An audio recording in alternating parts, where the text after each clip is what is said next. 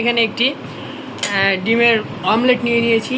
ডিম হলে আমার আর সেদিন অন্য কোনো তরকারি লাগে না। বিসমিল্লাহ।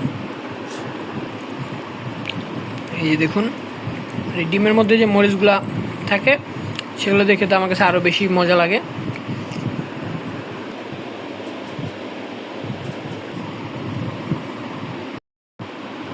হ্যালো এভরিওয়ান, আসসালামু আলাইকুম। কুকফুড ও ব্লগ চ্যানেল আপনাদের সবাইকে স্বাগত জানাচ্ছি।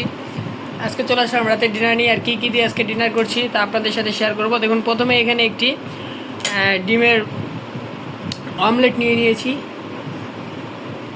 তো এখন খাওয়া স্টার্ট করছি। এরপরে আরও অনেক কিছু রয়েছে, একে একে আপনাদের সাথে শেয়ার করব।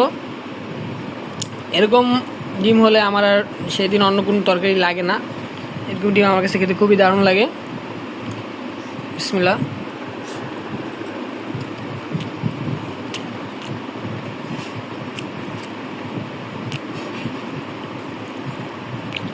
এই যে দেখুন, ডিমের মধ্যে যে মরিচগুলা থাকে সেগুলো দেখে তো আমার কাছে আরও বেশি মজা লাগে।